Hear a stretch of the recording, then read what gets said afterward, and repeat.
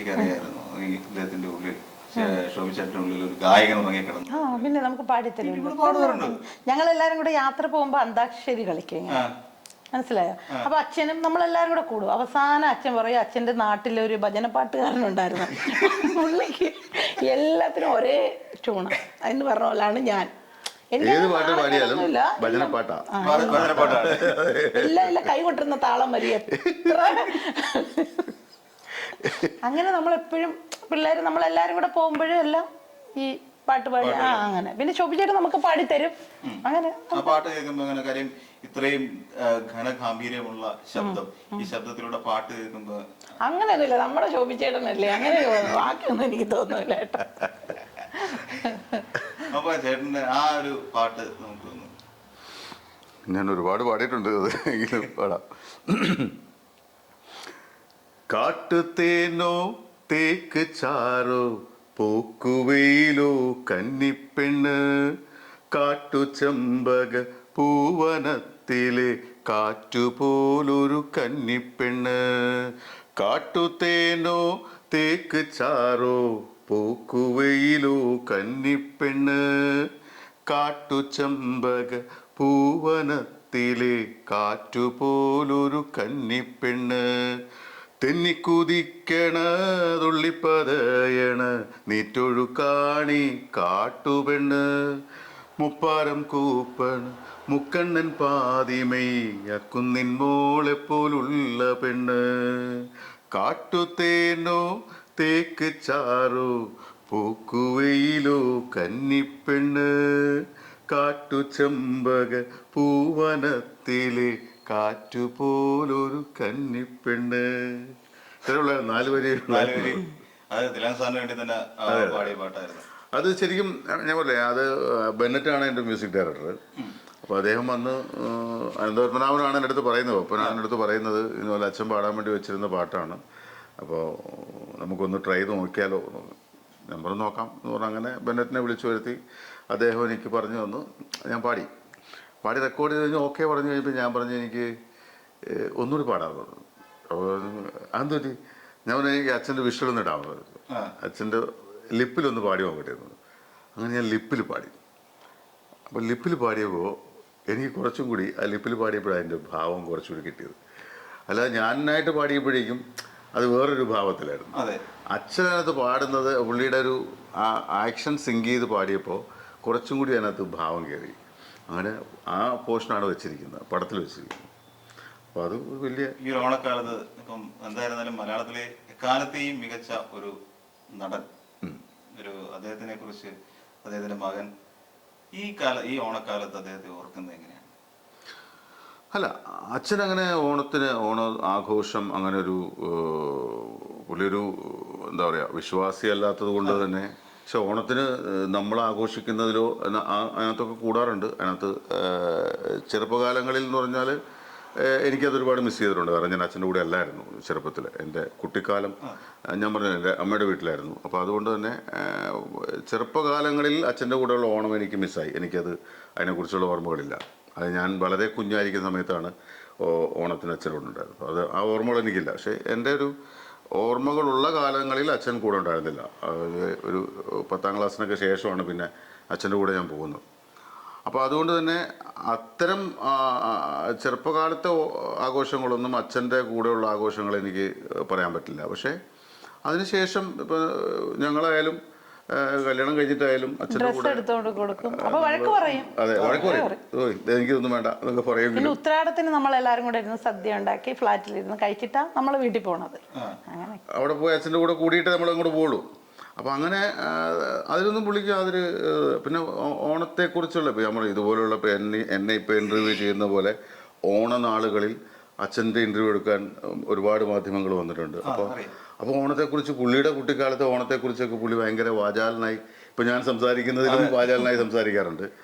അപ്പോൾ അത് തീർച്ചയായിട്ടും അതുകൊണ്ട് തന്നെയാണ് ഞാൻ പറയുന്നത് നമുക്കെല്ലാവർക്കും ഓണം എന്ന് പറയുന്ന ഒരു ഈ ഒരു മിത്തെന്ന് പറയാമോ എന്ന് എനിക്കറിയില്ല. അപ്പോൾ അതുകൊണ്ട് ഓണം എന്ന് പറയുന്നത് എല്ലാവർക്കും ഒരാഘോഷമാണ്. പക്ഷെ ആ ആഘോഷത്തിൻ്റെ ഓർമ്മകൾ നമ്മളിൽ ഏറ്റവും കൂടുതൽ വരുന്നത് കുട്ടിക്കാലത്തെ ഓണത്തിൻ്റെ ഓർമ്മകളാണ് നമ്മളിലേക്ക് വരുന്നത്. അതെന്തുകൊണ്ടാണെന്ന് ചോദിച്ചാൽ ഇന്ന് കാണുന്നത് വെറും ഒരു എന്താ പറയുക,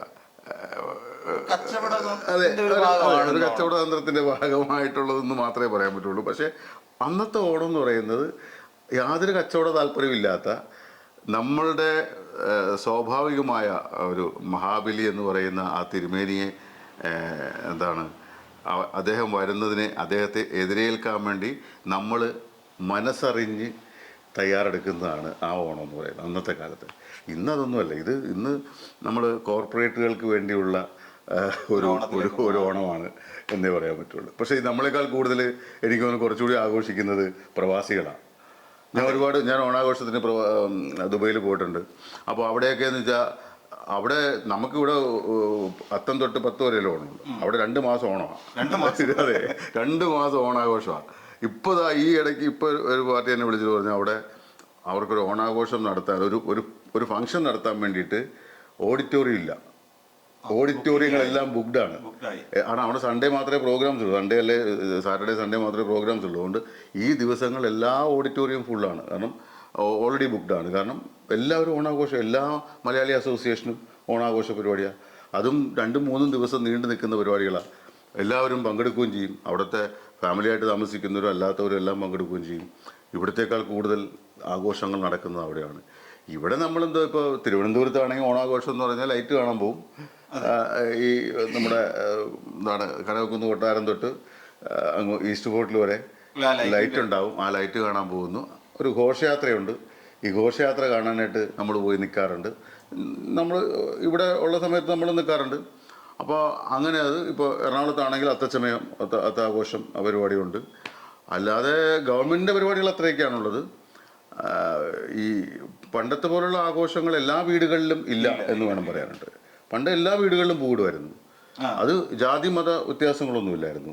എല്ലാ വീടുകളും ഇപ്പോൾ എന്നെ സംബന്ധിച്ച് എൻ്റെ ചെറുപ്പകാലത്തിൽ ക്രിസ്ത്യൻ ഫാമിലികളും അല്ല മുസ്ലിം ഫാമിലികളൊക്കെ പൂടാറുണ്ട്. ഇതൊരു ഹിന്ദുക്കളുടെ ആചാരമായിട്ടൊന്നും ഒരിക്കലും വന്നിട്ടില്ല. അങ്ങനത്തെ ഒരു മത ചിന്തകളെ വന്നിട്ടില്ല. നമുക്ക് എല്ലാവർക്കും ഒരുപോലെ നമ്മൾ നമ്മുടെ കൂട്ടുകാരെല്ലാവരും എല്ലാ ജാതിയിൽപ്പെട്ട ഒരു ആൾക്കാരുണ്ട്. അവരെല്ലാ ആൾക്കാരുമായിട്ട് നമ്മൾ പൂവറിക്കാൻ പോകുന്നതും ആഘോഷിക്കുന്നത്, ഊഞ്ഞാലാടുന്നത്, കൈകൊട്ടിക്കളി, വട്ടക്കളി എന്നൊക്കെ ഇപ്പോഴത്തെ പിള്ളേർക്ക് കേട്ടിട്ടില്ല. അന്ന് തന്നെ ഈ കൈകൊട്ടിക്കളി എന്ന് പറയുന്ന വട്ടക്കളി എന്നൊക്കെ പറയുന്നത് കോമ്പറ്റീഷനുണ്ട്. നമ്മുടെയൊക്കെ വീടിൻ്റെ അവിടെ അടുത്ത് ഏതെങ്കിലും ഒരു ചെറിയ പറമ്പുണ്ടാവും, ചിലപ്പോൾ അമ്പലപ്പറമ്പോ അങ്ങനെയൊക്കെ ആയിരിക്കും. അവിടെ ഇതിൻ്റെ പരിപാടി നടക്കും. അവിടെ ഒരു വട്ടത്തിൽ ഇതൊക്കെ വെച്ച് നടുക്കൊരു എന്തോ സംഭവങ്ങളൊക്കെ വെച്ച് നിലവിളക്കോ അങ്ങനെ എന്തോ വെച്ചിട്ട് അത് ആണുങ്ങളാണ്, പെണ്ണുങ്ങളല്ല. ആണുങ്ങളാണ് ഈ വട്ടക്കളി കളിക്കുന്നത്. ഇത് കോമ്പറ്റീഷനാണ്. ഈ കോമ്പറ്റീഷനിൽ ഇത് എന്താണ് ഓരോ ഫോർമേഷൻസ് ഉണ്ട്.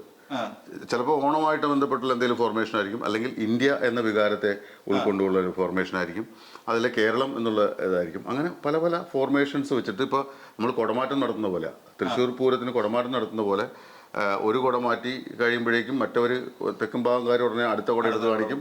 അപ്പോൾ ഇപ്പുറത്തേർ വേറെ കുട. അപ്പോൾ അങ്ങനെ ഒരു കോമ്പറ്റീഷൻ ഇല്ല എന്ന് പറഞ്ഞ പോലെ ഇപ്പോൾ ഒരു ടീം വന്നിട്ട് ഒരു ഫോർമേഷൻ കാണിച്ച് അവർ ചിലപ്പോൾ നല്ല രസമായിരിക്കും. നമ്മൾ ഏരിയൽ വ്യൂ ഒക്കെ കാണുമ്പോഴാണ് അതിന് കുറച്ചുകൂടി ഭംഗി വരുന്നത്. പക്ഷേ അടുത്ത ആൾ വന്നിട്ട് അതിലും ഭീകരമായ വേറെ സാധനമായിരിക്കും കാണിക്കുന്നത്.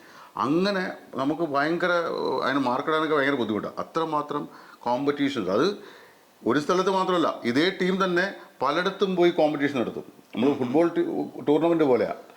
പല പല ക്ലബ്ബുകളിലും പോയിട്ട് ഇതിൻ്റെ കോമ്പറ്റീഷൻസ് നടത്തി അതിൽ വിജയിച്ച് കിരീടവുമായിട്ട് പിന്നൊരു ഘോഷയാത്രയുണ്ട്. ഇതൊക്കെ ഇതിൻ്റെ ഭാഗം, ആഘോഷത്തിൻ്റെ ഭാഗം. അപ്പോൾ അതെല്ലാം ഓണത്തിൻ്റെ ഇതായിട്ടുള്ള. പിന്നെ അത് കൂടാതെ എനിക്ക് തോന്നുന്നു യൂണിവേഴ്സിറ്റി വിന്നറായതിനു ശേഷം കൊല്ലം ഏരിയകളിൽ കുറച്ചു കാലം മിമിക്രി പ്രോഗ്രാം അവതരിപ്പിക്കാൻ പോയിരുന്നു. ആ സമയത്തും ഈ പറഞ്ഞ പോലെ ഉത്സവപ്പറമ്പിൽ പോയാൽ അല്ലെങ്കിൽ ക്ലബ്ബുകളുടെ പരിപാടി ഏറ്റവും കൂടുതൽ വരുന്നത്. അപ്പോൾ അന്ന് ക്ലബ്ബുകളുടെ പരിപാടിക്ക് എല്ലാം പോകുമ്പോൾ ഈ ഓണപ്പരിപാടിയാണ് ഏറ്റവും കൂടുതൽ കിട്ടുന്നത്. അപ്പോൾ ഓണപ്പരിപാടിക്ക് ചെല്ലുമ്പോഴേക്കും അവിടെ ചെല്ലുമ്പോൾ ഈ പരിപാടി സ്ഥലത്ത് ചെല്ലുമ്പോൾ അവിടെ കാണുന്നത്, നമ്മൾ ചെല്ലുമ്പോൾ കാണുന്നത് ഈ പറഞ്ഞ പോലെ lemon and spoon, cycle roaders, മറ്റത് മറിച്ചത്, ചലച്ചിത്രഗാന മത്സരം, ജനഗണമന മത്സരം, പിന്നെ ലളിതഗാന മത്സരം, അങ്ങനെ ഒരു മോണോ ആക്ട്, മിമിക്രി, ഇതെല്ലാം ഉണ്ട്. ഇതെല്ലാം മത്സരങ്ങളുണ്ടാവും. ഇതെല്ലാം കഴിഞ്ഞിട്ടാണ് നമ്മുടെ പ്രോഗ്രാം. അപ്പോൾ നമ്മളവിടെ നേരത്തെ ചെല്ലുന്നതുകൊണ്ട് നമ്മളിതെല്ലാം കാണാൻ വിധിക്കപ്പെട്ടിരിക്കുകയാണ്. അപ്പോൾ അങ്ങനെ കുറേ ആഘോഷങ്ങൾ ഉത്സവപ്പറമ്പിലും അതുപോലെ തന്നെ ക്ലബിൻ്റെ പരിപാടിയൊക്കെ ഇങ്ങനെയുള്ള കുറേ ആസ്വദിക്കാനുള്ള ഒരു ഭാഗ്യം കൂടി കിട്ടിയിട്ടുണ്ട്. തീർച്ചയായിട്ടും ഓണം ഒരു വലിയ വികാരമാണ് നമുക്ക് എല്ലാവർക്കും. എന്തായാലും വളരെ നന്ദിയുണ്ട് ചേട്ടാ. കാര്യം നമ്മൾ ഈ ഇരിക്കുന്ന സമയത്ത് എൻ്റെ കൂടെയുള്ള ആൾക്കാരും എല്ലാവരും ഇപ്പം ചേട്ടന്റെ വാക്കുകളിലൂടെ അറിഞ്ഞത് ഒരു പഴയ കാലത്തെ നമുക്ക് നഷ്ടപ്പെട്ടു പോയ ഒരു പ്രതാപകാലത്തെയാണ് നമ്മൾ ഇപ്പോൾ ഓർത്തെടുക്കാൻ കഴിയുന്നത്. നല്ലൊരു ഓണക്കാലം, നമ്മളുടെ ഗ്രാമാന്തരങ്ങളിൽ നമ്മൾ ഓടിച്ചാടി നടന്നതും പൂവറിക്കാൻ ഓടിയതും എല്ലാം വളരെ മനോഹരമായി തന്നെ ചേട്ടൻ ഭാഷയിലല്ലേ ഉപയോഗിച്ച വാക്കുകൾ പോലും ആ ഒരു ഭംഗിയുണ്ട്. അല്ല, ഇന്നത്തെ പിള്ളേർക്ക് അത് എന്താണ് ആ പഴയകാല ഓണത്തിന്റെ ഓർമ്മകൾ കിട്ടണമെങ്കിൽ പഴയ പാട്ടുകളിലൂടെയൊക്കെ കിട്ടും. പിന്നെ എനിക്ക് അറിയാവുന്നൊരു ഓണപ്പാട്ടിന്റെ 2-3 വരികൾ പാടാം. അതായത് ഈ ഓണത്തിന്റെ ഇപ്പൊ ഞാൻ പറഞ്ഞ ഓണത്തിന്റെ പ്രത്യേകതകളൊക്കെ ഉള്ളൊരു പാട്ടാണ്.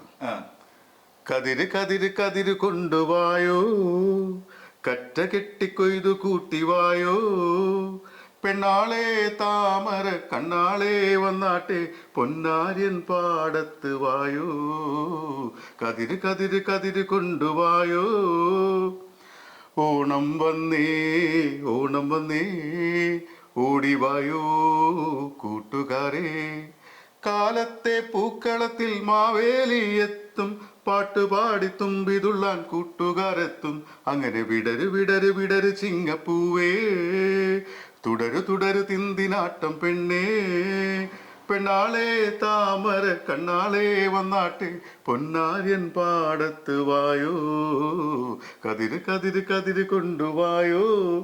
ഇത് ഈ പാട്ടിലൊക്കെ ഈ പറയുന്ന പണ്ടത്തെ കാലത്തെ ഓണത്തിന്റെ എല്ലാ ചേരുവകളും ഉണ്ട്. അതെ, ശരിയാണ്, തീർച്ചയായിട്ടും. അപ്പൊ അത് ഇപ്പൊ ഈ പാട്ടിൽ ഉൾക്കൊള്ളുന്ന വരികളിൽ കാണുന്ന ആ സംഭവങ്ങൾ ഇപ്പോഴത്തെ കുട്ടികൾക്ക് നഷ്ടമാവുന്നതാണ് ഞാൻ നേരത്തെ പറഞ്ഞത്. അതെ, തീർച്ചയായിട്ടും. ഒരു കാലത്തെ ഓണത്തെയൊക്കെ വളരെ മനോഹരമായിട്ടാണ് ചേട്ടൻ പറഞ്ഞു കേൾപ്പിച്ചത്. എന്റെ മനസ്സിലൂടെ ആ കാലഘട്ടം തന്നെയാണ് സഞ്ചരിച്ചുകൊണ്ടിരുന്നത്. ചേട്ടൻ പോകാൻ പോകുന്നതും എല്ലാം വളരെ മനോഹരമായി വിഷ്വലൈസ് ചെയ്യാൻ കഴിയും. അതുകൊണ്ട് തന്നെയാണ് ചേട്ടൻ ശരിക്കും വോയിസ് ആക്ടറായി മാറുന്നതെന്ന് എനിക്ക് തോന്നുന്നു. എന്തായാലും ഞങ്ങളുടെ കൂടെ ഇത്രയും നേരം ഞങ്ങളുടെ പ്രേക്ഷകർക്കൊപ്പം ഇത്രയും നേരം ചെലവഴിച്ചതിനുണ്ട് ആൾക്കും ചേട്ടനും ചേച്ചിക്കും വളരെ നന്ദിയുണ്ട്. തീർച്ചയായിട്ടും ഈ ഓണത്തിന് ഞങ്ങളെ ഈ ചാനലിൻ്റെ ഭാഗമാക്കിയതിന്, അല്ലെങ്കിൽ ഞങ്ങളുടെ അനുഭവങ്ങൾ, ഞങ്ങളുടെ സന്തോഷങ്ങൾ പങ്കുവച്ചതിൽ ഒരുപാട് നന്ദിയുണ്ട്. എല്ലാവർക്കും, എല്ലാ പ്രേക്ഷകർക്കും ഞങ്ങളുടെ കുടുംബത്തിൻ്റെ, എൻ്റെയും എൻ്റെ കുടുംബത്തിൻ്റെയും ഹൃദയം നിറഞ്ഞ ഓണാശംസകൾ.